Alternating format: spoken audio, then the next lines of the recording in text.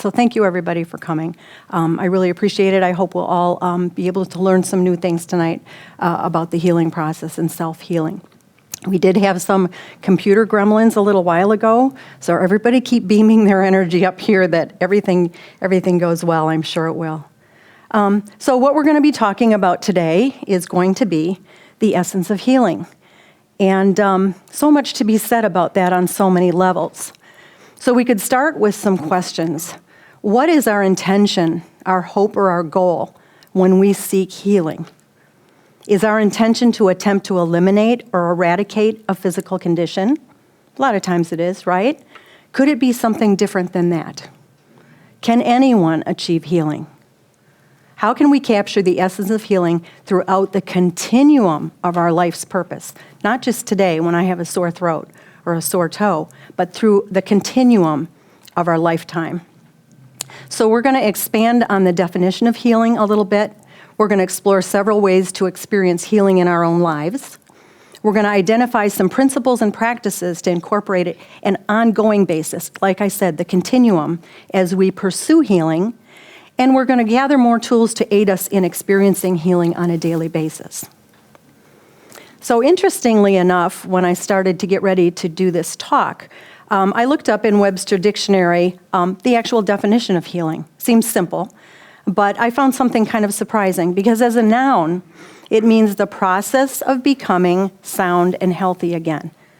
That makes sense. That's what we expect sort of when we seek healing. But as an adjective, it means to alleviate, palliate, assuage, relieve, help, lessen, or mitigate. All those really mean to simplify it, to lessen it, to make it less critical. So the meanings of the noun and the adjective are two different, and I think that sometimes we concentrate too much on the actual healing that we expect or want to have.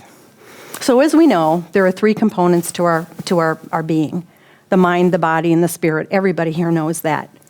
Which one is the most important of those three? Like, is there a boss? Is there one that's more important that holds everything else together? Or are they all the same? Just something to think about. I'm not going to put Lisa on the spot and ask her to answer. Can one or two of these components be healthy if another is not? If the body is sick, especially, and I want to stress this because this is what I work with every day, with a long-term or chronic illness, what often happens to the other two components? So in other words, when our body's sick, what's going on in our mind? What's going on in our spirit?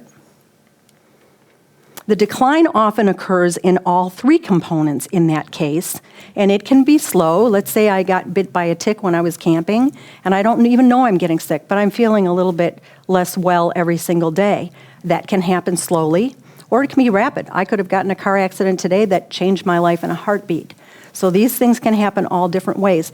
But when the decline happens in the body, why does it occur that the other two components are so drastically changed in a lot of cases, unless we're very conscious about it? Just to make a comparison, things growing in nature need plenty of sunshine to prosper and flourish. They couldn't thrive unless they also had the rain of a cloudy day, right? Or the period of rest that winter provides. They also need a fertile place to dig those roots down, even if they have to go a long way down to get it, to form a deep root system. When all these things are in place, that living being, whether it's a flower, tree, vegetable, plant, progresses and succeeds in its development and growth. It used everything it had. If one of those necessary elements is missing, at the very least, that living object's going to struggle. It might even die. It's no different for us, really. We have to find and maintain balance in all the aspects of our humanness: the mind, the body, and the spirit. I drew this. Come from a family of artists, but this is about as fancy as I get. This is our wholeness there. That's our wholeness all the way around. Here's our body. What happens? Our body is so connected that what happens if that body gets sick? It's connected directly to the mind and directly to the spirit. Everything is affected. You can go anywhere around that circle. Something happens to our spirit, it's connected to the mind and the body. So you can see that all those points of contact are going to affect each other unless there is a conscious effort for that not to happen. And that's what we really need to be aware of. We are really blessed to be living in a time when the relationship of the mind, body, and spirit is recognized throughout the world in the medical field for the most part. It's at least recognized. Many of us have lived through a period in history, even up to the early 60s, when except for a few exceptional individuals and exceptional schools of thought, only physical pain or diseases were addressed by a medical doctor. Okay? We had all different areas for this, but a medical doctor would look at the physical disease only. In most establishments, there was still a long road ahead toward acceptance of the concept of the unity of the mind and the body and the spirit when treating patients. The connection between the body and its equally vital components, that's key here, is that there is no boss. There is no one that's in charge, okay? It's equally vital components largely didn't exist in medicine in an integrated manner. I know we have some very holistic people here, even some doctors, and I know how hard they've worked to bring this to the forefront, but for a long time, it just wasn't catching on. So in more ways than we can imagine, the inability of the medical field to bring together the treatment of these three concepts affected our ability to heal. And in other cases, healing wasn't recognized as such, as healing, because it didn't happen on a physical level. That's not the only kind of healing that we can have, okay? Historically, the body was treated by a medical doctor with little or no thought to the connection and importance of the mind and the spirit.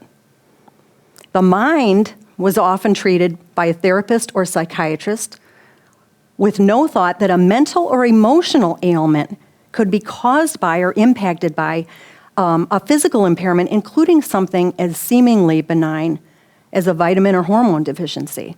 That's the body. That's not the mind, but it's affecting the mind. And I say seemingly because we all know that even a vitamin deficiency can really rock your health, can it? So a crisis of spirit might be approached by a spiritual or religious leader, a counselor maybe, who gave no thought to the fact that a physical anomaly such as pain or insomnia could be impacting the spiritual life of a person. So it gets to be kind of a toxic soup, if you will, that these things are mixed up. What came first? Here's an example. When we're physically sick over a period of time, what happens? Okay, first we know, physically, our body fails in one way or another, okay? We might experience pain, weakness, lethargy, malaise. You know what malaise is? Malaise, you know, you're a nursing student. Malaise is that feeling when you're sick, like with the flu, and you just can't get up to get that drink of water that you know you should have, or you just can't get up and answer the telephone. That's malaise. Your body is just kind of given up. Inadequate nutrition or hydration. There's lots of ways, and we've all had them, that our body will manifest illness. So what occurs next? Another component of our being begins to change, mostly because we're not conscious of it, and it starts to happen sort of by itself. We begin to see ourselves as sick. And this is especially true, again, for somebody receiving ongoing treatment over many weeks or many months. Everything reinforces illness. Of course, the way we feel does. We don't feel like ourselves. We feel terrible. The way people act toward us, as good intention as they are, if somebody's calling and saying, oh, I didn't want to call and wake you, I know you're not feeling well, or I'm bringing a casserole because I know that you can't cook, you know, you don't feel good today, we're getting that same repeated message again and again and again that we're sick, and we start to believe it.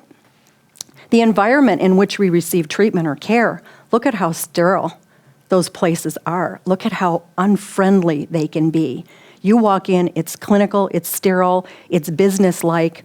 You often don't feel like a person there. You feel more like a number or an illness, okay? So all these things are reinforcing the illness, whatever it is. So the process ensues. Our thoughts start to become convinced or consumed with ideas of illness. We think, feel, and even speak, I'm sick, I don't feel good, I can't, whatever your illness keeps you from doing. I can't run. I can't walk my dog. I can't go shopping. I can't travel. And so then we start to give ourselves that message. You see how compounded this starts to be? So what exactly happened here is the mind followed the body right down that dark tunnel. It's difficult to keep the mind, body, and spirit balanced when we're physically unwell. Remember, where intention goes, energy flows. If you set your intention on how sick you are, that energy is going to follow. We're not doing ourselves any favor when we do that, although it's hard to kind of back the bus up, isn't it, sometimes? So what occurs next? For me, I'll just use myself as an example. Spiritually, I begin to feel separated from my former self, my body and everything else, and from my own spirit or my spiritual side. Although I might continue to hold my previous belief system and continue to pray or meditate, my mind might actually fall into what I call reverse prayer. So what is reverse prayer? Worrisome thoughts, thoughts of hopelessness, feelings that maybe God or spirit is mad at me, okay? Oh, you remember this guy. Everyone remembers Eeyore's little voice, poor me, I'm no good, it'll never happen. I put that up there because we start to give ourselves those messages, okay? Thoughts begin to form specific statements. It goes from I'm sick to I'm not good enough to get well. I'm not strong enough. I'm not spiritual enough to work through this. This is never going to get better. And this one that I hear a lot because of the work that I do as a nurse, I must have done something to make this happen. I must have done something to make this happen. There's a lot of self-blame sometimes when people have an illness. They think they could have done something different, and maybe they could have, but it doesn't help to reinforce that message to ourselves. So what happened?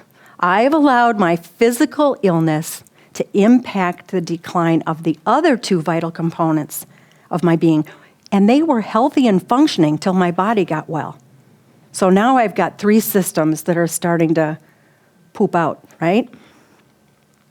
But I allowed that to happen. And there's ways not to have that happen. And so it tumbles. It's like dominoes. One goes, we don't catch it, it hits the next one, it hits the next one, and before you know it, we're a mess. It's happened to all of us. It's happened to me. So what came first, the chicken or the egg? Was it the body that happened to first? Maybe something caused the body to falter. We don't always know, but we can usually figure it out. So what came first? Maybe the spirit. Maybe there was a crisis of faith that caused the body to be unwell. Maybe a bout of depression in your mind caused the body to be unwell, which led the body to falter. It's important to recognize and acknowledge when breakdown is occurring in any one of the systems so that it can be caught. Then we can intervene, and like we said in the beginning, we can alleviate, relieve, help, mitigate, or lessen the effects before the entire triad is affected. Okay? Here's another diagram. This came off the internet. It's not the beautiful one that I drew. But it sort of shows the same. This is in concentric circles instead of the way we had it with the triad. What I like about this is what it says at the bottom. Instead of talking about illness, it says the source of the problem may be in any of these three realms, but the hurt affects the whole person. I just love the tenderness of the hurt in that. So as far as the body, and here we are up here, we talked about that already. Sickness, weakness, disease, pain. In the soul, mental anguish, emotional instability, paralysis of will. Has anybody ever had that before? Where you know you should be making a change or there's something you should be doing in your life and you're literally paralyzed. You just can't move to do that. That's paralysis of will. The spirit, I think these are the 5 saddest words I've ever heard, but they call them emptiness, hopelessness, futility, lostness, and loneliness. And those are the way that the spirit can be affected, okay? So we don't want any of this to happen. Sometimes it's going to falter, but we have to stop it before all these things really come tumbling down. Okay. So as living beings, not just human beings, there's more to us than our physical bodies. We know that. It's necessary to consider and care for all of our components for optimal health. We all know the good things we should do. Let's just talk about the physical body. Most of the good things we should do to keep our bodies strong and robust have to do with diet and exercise. Okay? I'm guilty. Most of it centers around diet and exercise. And those are easy things to know, not such easy things to do sometimes, especially with food sensitivities and all those things that are happening more these days. But that's pretty much it for the physical body. He knew what to do. He could beat that Bluto anytime, couldn't he? But often ignored is recreation or recreation, okay? Recreating our lives with the things that we love to do and we want to do. So at the end of the day, you might go to bed and say, gosh, I'm tired, but I did everything I had to do today. But did you do anything you wanted to do today? Did you do anything that you love to do today? Something that's going to feed your soul. It's not good enough to do the things that we have to do. Feels good to get that checklist done, but it's not what we're about. It's not what we're here for. So recreating our life with things that feed and develop our creativity. We're all gifted. Sometimes we're too busy to use the gifts or to discover the gifts, but we all have gifts. And to provide leisure from activities that tire or fatigue us, our jobs, raising our children, helping with grandchildren, taking care of our yard, whatever it happens to be, recreation provides leisure from that. So adequate rest and sleep, we know that. A 5-year-old could tell you that most of the benefits of sleep are obvious. We feel good, our mind is clear, and we have energy. We know that. Who feels like they get adequate rest and sleep in this day and age? Anybody? It's crazy. It's like the world is on a hamster wheel all the time. It never stops. Sometimes I feel like even when I'm sleeping, I'm working because I'm trying to, do things in my head and plan out and get ready for this and get ready for that. We have to stop it. We're not meant for that. But these are the things that we know. Harvard Medical School lists some of the lesser-known benefits to our bodies with rest and sleep as muscle growth, protein synthesis, release of growth hormone, increased muscle memory, and altering of the biology of fat cells. This is the microcosm. These are the things that are going on in minute amounts inside our body. We'd never see them, we'd never feel them, but it's happening, and without that rest and sleep, it doesn't happen. And that's another place that physical breakdown can start to happen. So, taking care of the mind and spirit, guess what's first? Recreation again. Recreating the condition of our mind and spirit. The conditioner. It's like putting conditioner on your hair. It's going to be dry and fly away if you don't use that conditioner. You can keep it the way you want it with the conditioner. So we want to recondition our mind and spirit. Meditation and prayer, either or, both, is even better. Meditation, of course, is listening and allowing. Prayer is talking and more active interaction. My personal belief is that meditation is really the glue for healing, that is where it starts. Meditation allows us to bring all of our parts together so that we can quiet them and let them listen to each other. When was the last time your body listened to your mind, or your mind listened to your body to hear how tired it is, or how it needs this or that, how it needs a change in a diet? Our parts can listen to each other and communicate, and we have to remember that. And meditation is a time, because you're quiet, you're kind of shut down, that can happen. When we listen and allow, this is important, we're inviting divine guidance and assistance to come in and exponentially multiply our own human efforts and endeavors. In other words, we get help. We don't have to do it by ourselves. If we can get to that quiet place and a connection with our God, our spirit, we have help with this project. We don't have to do it alone. This connecting of the mind, body, and spirit then becomes more than just the sum of its parts. and we have a much more powerful force to work with. You'd always rather work in a team than do something by yourself, right? So much easier. Invite that in. Meditation, I think, is the unifying force that binds these three vital aspects of ourselves and begins the unfolding of the more that we seek in our lives. If we're healthier, mind, body, and spirit, we can seek that more. Therefore, meditation in and of itself is healing. It's medicine for the soul. Isn't that beautiful? So, if meditation is the glue, what is its neutralizer or its antithesis that can and will expunge the peaceful benefits of meditation? What pulls it apart? What loosens those bonds? Here we are, counter meditation, all those negative things, worry, negativity, the messages we give ourselves that we may have been giving ourselves since we were children, unworthiness, the faults that we have, our shortcomings, insufficiencies. Nothing sticks. He left me. Things will never come together. Everything's falling apart. We tell ourselves this story over and over again, and especially when we're not feeling well. Everything's coming apart. Anybody ever feel like that? Bam, right? So, adequate rest and sleep comes back as we're talking about caring for the mind and the spirit. It comes back and it comes back and it comes back because it's that important. Sleep gives our minds greater ability to solve complex problems, file and store millions of pieces of information every day, consolidates memories, maintains mood stabilization, and creates conflict resolution. You know, I go back to file and store millions of people. We use the word millions. Oh, I had 1 million problems today, or I had 1 million phone calls today. But you know, here's how amazingly your mind works. When you walk into this room, you look around, you see there's some chairs stacked, and John's standing there with his microphone, and you might see somebody you recognize and that there's a blue up here on the time. And if somebody said, well, close your eyes and tell me how many things you remember from walking in this room, you could probably, somebody that's really, really observant could come up with 20.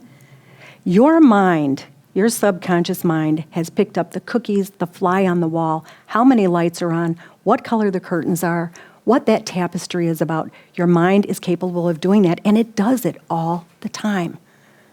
So we have to honor that, and we have to take care of that, okay? I think that's fascinating myself. I hope someday we get to see everything that's in there. That would be so cool. So, similar to meditation, sleep helps to provide time to hear the small, still voice within, to synchronize our mind and our spirit. We want them synchronized. We want them working together. We don't want one going this way and one going this way, or pulling the other one in the opposite way. We want to synchronize our mind and our spirit. And it provides time for introspection. During sleep, dream work occurs, and during this time, we receive messages and solutions from our subconscious. How many have gone to bed one night with this big, heavy weight? What am I going to do? What am I going to do? And wake up in the morning as clear as a bell. I know exactly what to do. That's what dream work can do for you. And we've all had it happen, and we need to encourage ourselves to do that. Inadequate rest and sleep can produce psychosis. There's me. I'm not crazy. I've done a lot of overnight on-call in my years of nursing, and after 2 or 3 days of little or no sleep, that's how you feel. That's how I look, too. So, one other aspect of ourselves that's part of the mind, body, and spirit is our aura. And we can call the aura prana, which is the Indian name, chi, the Chinese name, or astrolight, which is Jewish mystic theosophy. But most of us just call it the aura, especially here in the United States, in the Western world. Caring for our aura and maintaining it is as vital as brushing your teeth or stitching an open wound. We don't think about it, and sometimes we don't do it, but it's vital to the whole. Our energy fields have discernible patterns and colors to those that can see them, and which indicate whether our body is in balance or whether it is not. Most of the same loving attention that we gave our bodies that we talked about before, if also given to our minds and our spirits, will keep the aura healthy and intact, free from tears or weak spots. So this came off the internet, and it's not what we're usually used to seeing, the healthy aura. I don't even like the name dirty aura, but I did like the idea that you could see that there were blockages and tears in your energy field that surrounds you. I just like that they don't often show the blocks and tears. Here's one that we're more used to looking at. And in the one over here on this side, you can see that everything is even, that the lines are disrupted, that the colors are very balanced, and that's healthy. This one over here, you start to see that there are bulges and different patterns that shouldn't be there, that there are kind of muddy colors instead of beautiful clear colors. So that's the difference between healthy and or balanced and imbalanced. And we can improve on that. So we know this too. Energy work to strengthen the aura is also an effective tool, like a spa for your aura. And we're so blessed because at the TS here, they offer so many of these modalities, if not here, someplace close by. And some of these you can do just by yourself, sea salt baths. You know how good that is for you, for detoxing and things like that? Reiki, Tai Chi, my favorite, therapeutic touch. Cranial sacral work, acupuncture, music is hugely healing, and especially singing bowls, tuning forks, rattles, and drums. We love our drums, don't we, Marilyn? Crystals and stones, aromatherapy, oils, color therapy, and smudging are all good ways to take care of your aura. There are many more. We're just saying a few. My favorite way of caring for my aura and staying in balance is to visit nature as often and as long as I can and engage in earthing practices. So touching the earth, being in connection with the earth. Lie on it, sit on it, walk on it, hug a tree. Nature is very healing, so that's another good way. So our wholeness, considering all the components that are so vital to wellness, it only makes sense that any single thing that causes us to lean toward imbalance will have negative effects on us as a whole, okay? We have to be especially careful of emotional elements that can and will cause this structure to begin to fail. And there's a lot of schools of thought that believe it's our emotions that are responsible for most of the breakdowns. So heartbreak, anger, unforgiveness, resentment, crisis of faith. Don't forget crisis of faith, whatever that means to you.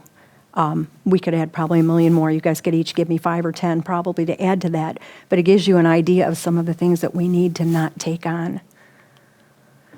So Carol Trueman, who is the author of the book Feelings Buried Alive Never Die, regards our feelings and emotions as primary elements which give rise to physical pain and illness, just what I was talking about. She documents an extensive glossary of locations in our bodies which reflect an imbalance in our emotions. So everything from calluses on our feet to problems with major organ systems like the circulatory system, pulmonary system, cardiovascular system can and likely do have correlation to unresolved emotional feelings. Okay? It's a pretty interesting book, and there are a lot of them out there. I just picked this one. I actually find it fascinating to contemplate and make changes in my own thinking and feeling, which could be the root cause of foot pain, headaches, or more serious conditions. If it's within my power to change the course of those maladies, why would I not try to make the adjustments that could save me a lifetime of medications, doctor's appointments, or even a shortened lifespan? Why wouldn't I do that? If I even only had 1% control over that, why wouldn't I do it? So beware and be aware of holding on to things that don't serve us. Romans 8:28 tells us God makes everything work together for our good. In view of the Hermetic tradition, as above, so below, we need to consider its application to our mind and our body and our spirit. Trust that God makes all things work together among the mind, body, and spirit continuum for our good, and we just have to maintain that. We're the ones that have to not let it slip. The only way to attain and retain wholeness and the complete essence of healing is to be aware, proactively integrating all realms of our being into our health management. It's not all about diet and exercise. There's a whole realm of health management that we need to be thinking about. So let's switch gears a little bit and talk about prayer. How does prayer fit into our ability to heal? Is it necessary? Does it even work? An interesting description of the many ways that prayer is performed and considered is explained by theologians Ann Ulinoff and Professor Barry Ulinoff, taken from the book Healing Words by Larry Dossey, MD. This is a really good book. It's got a lot of scientific experiments regarding this. And they say, prayer is the most fundamental, primordial, and important language that humans speak. I believe that. The Ulinoffs refer to it as primary speech and explain prayer starts without words and often ends without them. It knows its own evasions, its own infinite variety of dodges. It works some of the time in signs and symbols, lurches when it must, leaps when it can, and has several kinds of logic at its disposal. Larry Dossey reflects that although prayer is often a conscious activity, it may also, this is a quote, flow from our unconscious, such as in dreams, and thereby we can never fully grasp the nature of prayer. It's sort of like something out there that you can't dissect and really take it apart. In my view, prayer really starts with a cry from the heart, and that's in either supplication or gratitude. Many scientific experiments and the resulting data show documentation of the effectiveness of prayer. Most of the results are similar to the ones recorded from a study done over a 10-month period at San Francisco General Hospital by a cardiologist named Randolph Bird. In that study of 393 heart patients, a group of 5 to 7 people were assigned to pray for half the patients. So basically, 196 patients were prayed for. It was found that the patients who were prayed for were 5 times less likely to require antibiotics during their treatment, were 3 times less likely to develop complications of heart failure. It was also found that none of the patients required an artificial airway following surgery, and fewer patients died. The only difference was prayer. Okay?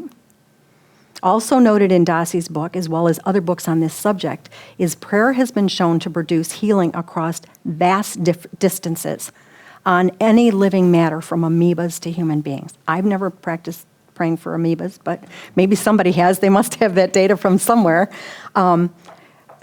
Anything responds to prayer, in other words. What most intrigues and comforts me about Dossey's findings is something that shouldn't surprise us at all, that in any healing activity where prayer is used to assist ourselves or another, love is the key component. Love is the key component. I think it's impossible really to pray without feeling a sense of love for the person you're praying for. And whether that emotion is called love, compassion, or empathy, it turns out this is the one necessary ingredient of the healing aspect of prayer. Think on that. That's really important. It isn't the length, the intensity, or proximity of the prayers that are important. It's imperative that love is the central emotion contained in the prayer. Only love can generate the healing fire, says spiritual writer Agnes Sanford. Spiritual healers Ambrose and Olga Worrall wrote, "We must care. We must care for others deeply and urgently, wholly and immediately. Our minds, our spirits must reach out to them." They referred to words of prayer that lack this important aspect by saying, if this understanding is just mental, it's empty and it's sterile. In other words, throw it away. It doesn't mean anything, right? That intention, that emotion has to be present in prayer. We know this because love is a universal law. Love literally makes the world go round. Okay, you guys, who wants to just sit and watch this for the rest of the time? I love that. Love makes the world go round. It's not a secret, but we forget it sometimes. Okay. So let's go back to our original topic of healing with some related questions. If I have cancer or another diagnosis that perhaps has no actual medical cure, can I still become healed? Just something to think about. What if my illness is part of my karma?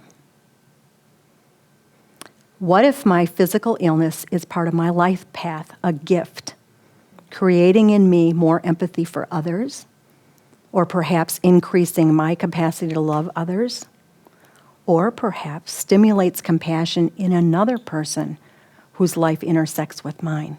Okay? There's meaning to illness. If that's the case, I would say let's make friends with that physical illness. Work with the components that we have left for healing, the mind and the spirit. If our body's sick, let's pull together the other two. Okay? They're a team. They like to work together. I've worked with the terminally ill as a hospice nurse for almost 2 decades. I work with Harbor Light Hospice in Glen Ellen right now. And I have personally witnessed the essence of healing in hundreds of patients whose healing did not come on a physical level. Maybe they had all tried all the available interventions already. Maybe they chose not to receive any treatment, and some people do that. Maybe they're old and tired and they don't view their illness or physical decline as unwanted or as a great burden. Maybe they feel they've had a long enough life or enough medical treatment in a lot of cases, and they're now ready to accept and rest. Okay, those are all possibilities. Where do these individuals turn? They turn inward. They intuitively know that peace of mind and peace of spirit are within. They are not without. They know they can find a different, but just as important kind of balance where all is well with their mind and their soul. Psalm 62, verse 5 says, "Yes, my soul, find rest in God. My hope comes from him." Psalm 62, verse 5 and 6 says, "God, the only one and only, I'll wait as long as he says, everything I hope for comes from him, so why not? He's solid rock under my feet, breathing room for my soul, an impregnable castle I am set for life." Is this not healing? In at least some cases, could this peace, attained through seeking balance in other ways, bring about actual healing? I love that tapestry. It reminds me of that one over there, doesn't it? These 3 components of our beings, our mind, body, and spirit, are intricately woven like a complicated and beautiful tapestry into the healing process in whatever form healing takes for an individual. An excerpt from the Course in Miracles regarding healing says, "Our function is to let our minds be healed, that we may carry healing into the world, exchanging curse for blessing, pain for joy, and separation for the peace of God." It also says, "Peace fills my heart and floods my body with the purpose of forgiveness. Now my mind is healed." Do you see how they keep bringing up mind, body, spirit, mind, body, spirit? It comes across so many ways. If we talk about either the mind, the body, or the spirit, the other 2 are just a heartbeat away and must be considered. There is no separation of these vital aspects of ourself. They make up who we are from the inside to the outside, the top to the bottom, and everything in between. I'm going to tell you a story about a patient of mine. She's a very young-minded and unique 70-year-old who told me just last week of a quote she came across that expresses her own acceptance of her terminal diagnosis of ovarian cancer. She hadn't had much time to ease her way into her acceptance because when she was diagnosed, it was too late for treatment. She was end stage. But with some deep internal work, and this is what I was talking about, going inward instead of outward, with some deep internal work and thoughtful priority setting, she quickly found the inner strength of acceptance. Really quickly, probably quicker than anybody I've ever seen. So here's her very short poem. "I did the thing I feared the most. Excuse me while I cheer. Now here I stand a stronger soul, and all I've lost is fear." Simple but profound. Anna might have only lost fear, and in her case, this referred to the fear of death. We're all going to have to face that if we haven't already faced it at some point. But here's what she gained: peace of mind and peace in her heart. The ability to look at every day as an opportunity to see something in a new way. The desire to continue to do what she loves, like going swimming every single day, as she's done for years. She talks about her illness and anticipated death like most of us talk about the weather. Anna says that this change in perspective was a healing for her. She says that she's as content with this healing as she would be if a miracle occurred that eliminated her cancer. What do you think of that? She has achieved the essence of healing. I have to put a footnote here. Anna died yesterday, so I'm really happy to honor her in my talk. I'd like to share a story of my own that's rather remarkable, and maybe the reason that I was called to do this particular talk. It's about something that occurred about 14 or 15 years ago. I had already suffered from fibromyalgia for about 7 years. Anybody that knows about that knows that it severely impedes your ability to do anything. It's got chronic fatigue associated with it, muscle and joint pain, weakness, all those different things, and especially after activity. So you try to overcome it, but you're digging yourself deeper. It's kind of a cycle that happens. And I was able to do a little more than take care of my teenage kids. I have to point them out. There's Ryan. There's Emily, and there's Catherine, my 3 teenage kids, and hold down a job. It was very, very difficult. But suddenly something else started to go wrong with my body, and it occurred rapidly and dramatically. My primary care physician couldn't figure it out. He referred me to a cardiologist, who referred me to an OBGYN specialist, who referred me to a rheumatologist, who referred me to an endocrinologist, who referred me to a neurologist, and a partridge in a pear tree. I mean, it just kind of goes on and on, but that's what happened. All of them were extremely credible in their specialties, and they did thorough exams, but because my symptoms were so varied, they came up empty-handed. I can't even tell you how frustrating that was, and some of you have probably experienced it in one way or another. Educated guesses. I was encouraged by my colleagues to go to the Mayo Clinic in Minnesota, and there I was diagnosed with a fairly large pituitary tumor in my brain.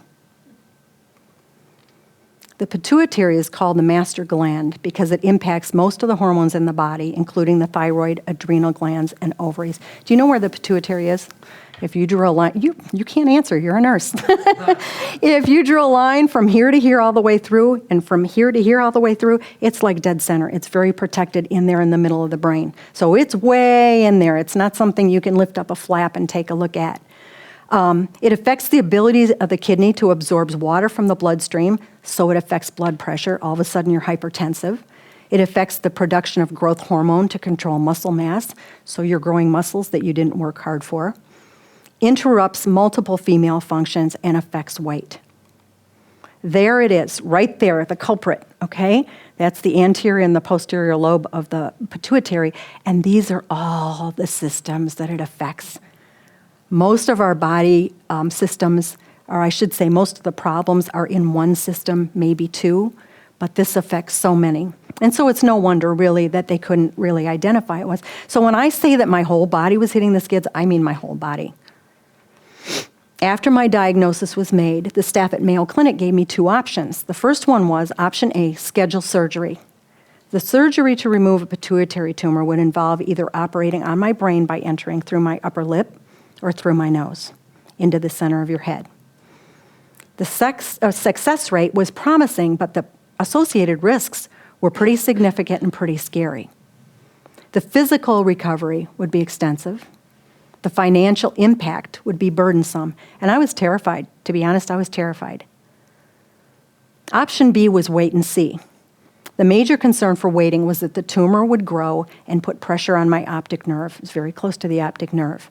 So the hallmark symptom suggesting pressure on the nerve would be that I would have changes in visual acuity. I could wake up one day and have double vision, triple vision, little vision, no vision, and that would say that the tumor was growing and pressing where it shouldn't. But I was allowed that option to wait and see. Wasn't happy news. As a matter of fact, I was devastated and I didn't know what to do. Although I wasn't happy there was something in my brain that shouldn't be there, I chose a modified approach to option B. Since option B was to really passively just wait, that didn't feel very good, regarding the physical aspect of my diagnosis, I decided to work on the other parts of my being.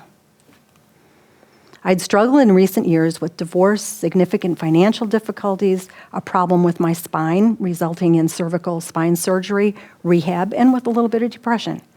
And I was not particularly spiritual or religious at that time. And I had more than a mild tendency to worry about things that were not in my control. That's a bald-faced lie. I worried about everything. And I would probably say, Lisa, do you have anything I could worry about for you? Because I don't think I'm caring enough right now. But that was a big problem for me. I knew that those things, the things that bound me, were not going to help my situation.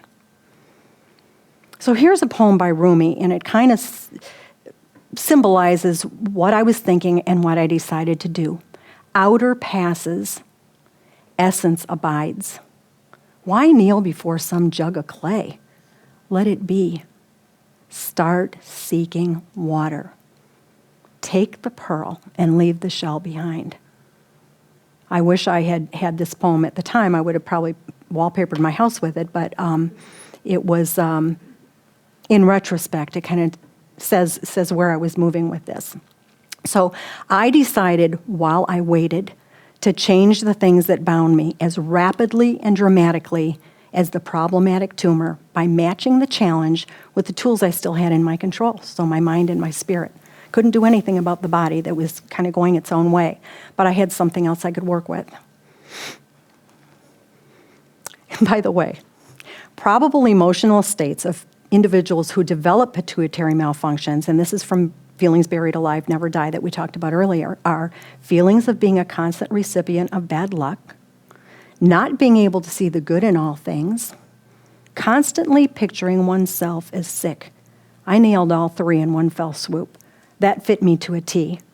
This really came as no surprise, as it reflected exactly where I was in my own life, and more than that, in my own thinking.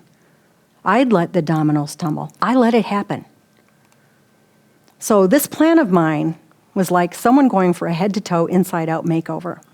I changed everything.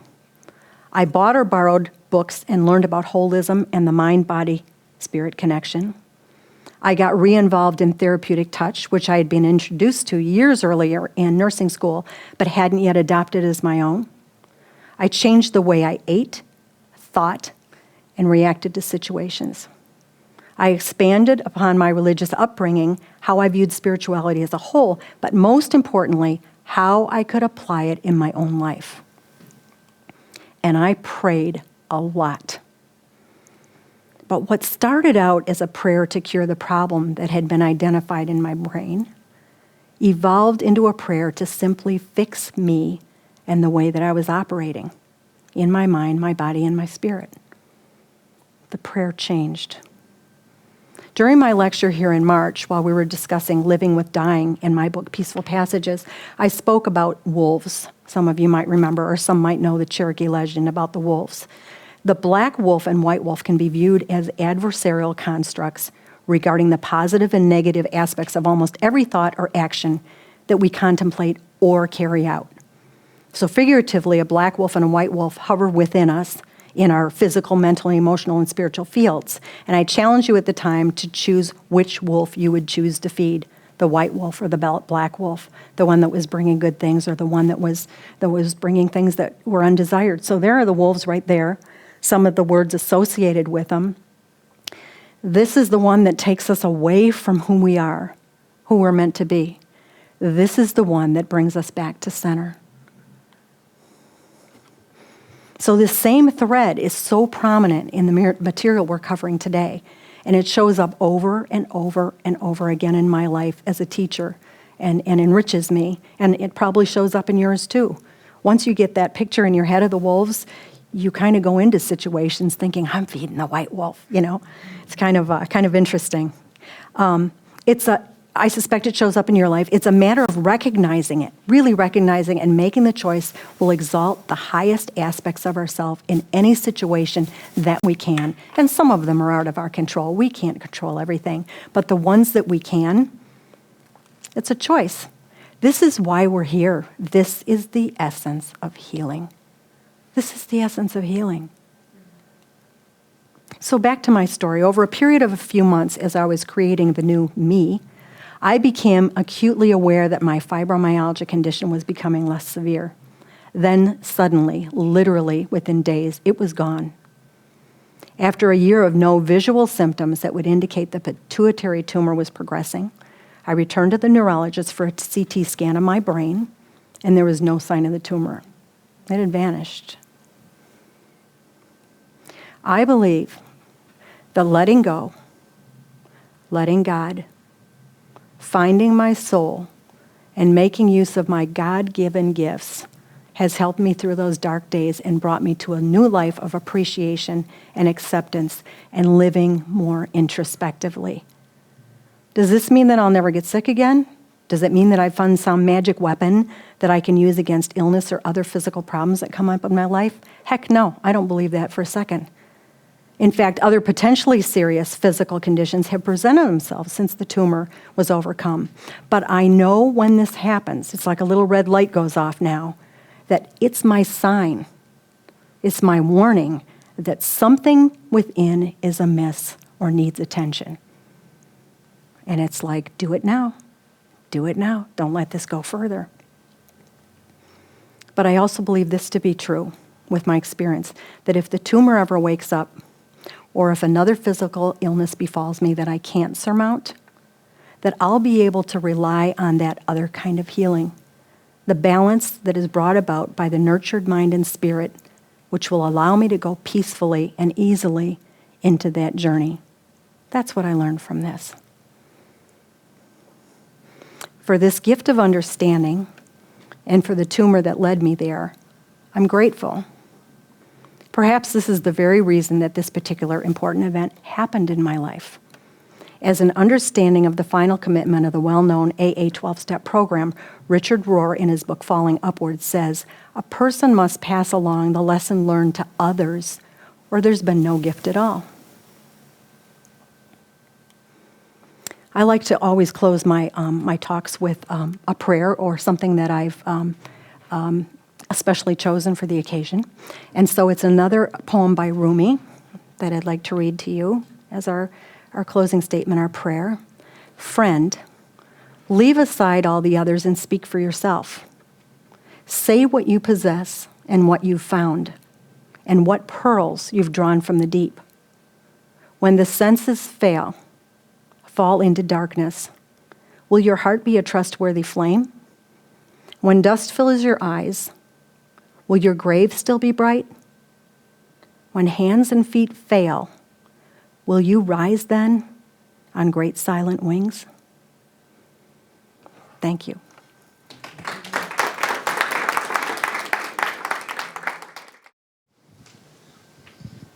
Well, that was an amazing talk. Thank you. And there are a lot of helpful guidelines that we can take in our own lives. And I have a question. Mm-hmm. At the beginning of your talk, you mentioned that the connection between the mind, the body, and the soul, Mm-hmm. and how usually it starts off in maybe one area, like say the body, and then it goes on to affect the mind and the soul. And for a person who might be grappling with that, right, might not be able to get himself out of it. You were able to do it, and that's amazing, and that's fantastic. But maybe other people might not have the strength to get themselves out of it. So maybe, can you share maybe some other tricks that can be used by someone who finds themselves and isn't able to get themselves out of it? Mm-hmm.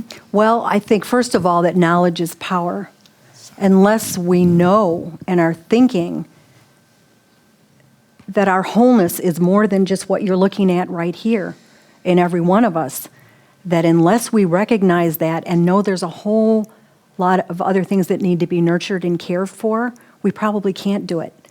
So I know I have a close-knit group of friends and the people from the TS too, that we're kind of like thinkers on these things, and we sort of support each other, I would say, when some of these things happen. But I think also being introspective and quiet enough to recognize what started this out. Well, I got fired from my job. Now I feel like crap about myself. And, maybe that was it. And then I started getting palpitations in my heart. Maybe there's nothing wrong with my heart. But that precipitated, and my body's saying, well, okay, let's go right down that dark tunnel. So I think that really being able to sit with it on an individual basis, whether you have somebody to talk it out or not, and it's always nice to talk it out, is just to be able to determine what started the dominoes tumbling in the beginning. And if you can't figure it out, work with what you have. If the body's sick, strengthen the other two. If the spirit's sick, strengthen the other two. And keep building those back up again. I guess it's not a trick, but I think it might be helpful. I just wanted one comment. It's about prayer. One of the classic things I read about prayer was said, there's only two kinds of prayer. So one says, help me, and the other says, thank you, thank you. So I felt that always has worked for me. Has always worked for you? Absolutely. That's why I have it in my speech. Yeah, I feel the same way. It boils down to really one or the other most times, doesn't it? Yeah, and it's not, I don't direct it to anybody. In fact, some of the biggest family crisis I had, and I knew I could not help them. So I just said, help me, and then before I knew it, the thing was solved. So then I said, thank you. Thank you for sharing that. Well, we speak the same language. But I just wanted to say that, as you know, I teach mental health in the high schools as well. And it was so amazing because everything that you said is on a lesser level, because I'm in high schools, say the same thing to these kids. Because it's about mental health, but I talk about the spirit and the body as well, and how they all intersect. And I'm like, wow, I want to bring you with me to the high schools now and do a little bigger presentation, because it was really, we need to hear more about that. And the younger people need to hear about that. They'll grow up with it. They don't have to be 60-some years exactly. old. And just discovering how to take care of all the aspects of themselves. Yes. And that's huge. And it's very empowering, but that awareness still has to be there. And they need to get rid of all those cell phones that are taking over their lives. But it was amazing. Thank you. Thank you. So I recently had a breakdown of the whole system from work stress. And it built up kind of slowly, but then all of a sudden it was just apparent I was a complete mess. And Western medicine was doing nothing for me. Here's some antidepressants. I'm sick to my stomach every day for 3 months. What's going on? So I had tests done, found nothing, seemingly well physically. Finally went to acupuncture, and almost instantly that helped. Plus, then I started because I was in that spot where I couldn't do anything. I couldn't pull myself up out of there at all. And after the acupuncture, something happened. I started meditating again, doing yoga. I started going to the gym with a friend. I threw an arsenal of tools at it, changed my diet, stopped drinking entirely because my drinking had ramped up to try and cope with the stress.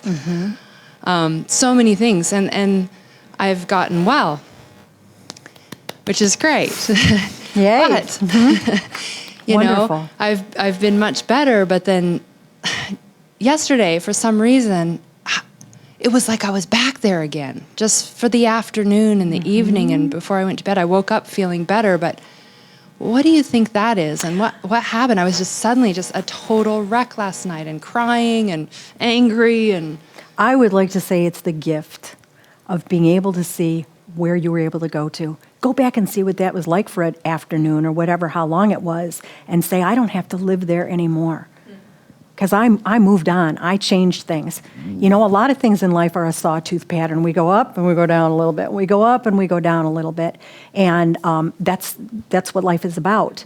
But I also think that when you're thrown back into something like that, you get to look around and say, I'm not staying here. You know, I'm going to go back and do what I was doing before.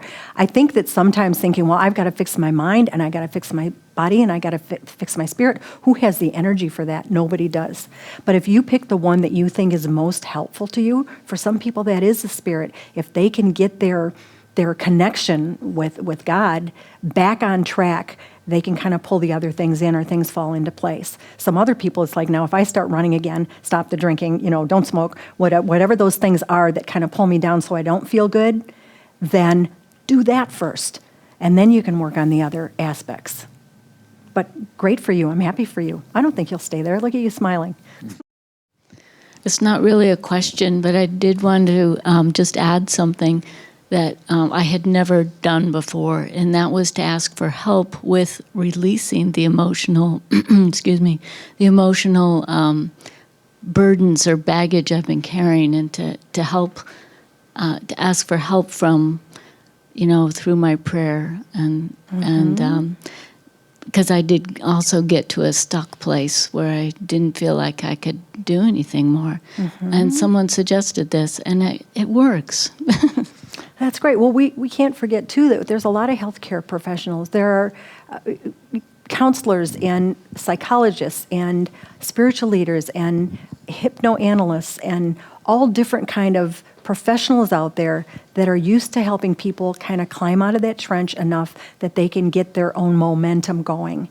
And we can't forget that because, especially with depression or some of these other things, you're stuck. You're stuck. Making that first step to get out of it is the hardest, and maybe we need some help with that. If we can't pull it off by ourselves, if we can, it's wonderful. But if we can't, there's a lot of places to look around. And some of those alternative things, you were saying acupuncture, you know, some of those things for us, it's like it moves you to a whole new place in one fell swoop, doesn't it? And you don't have to work as hard. And then you have the energy again to work at it. Yeah. Yeah. Yes, absolutely. Prayer of supplication. Yeah. Yeah, I agree.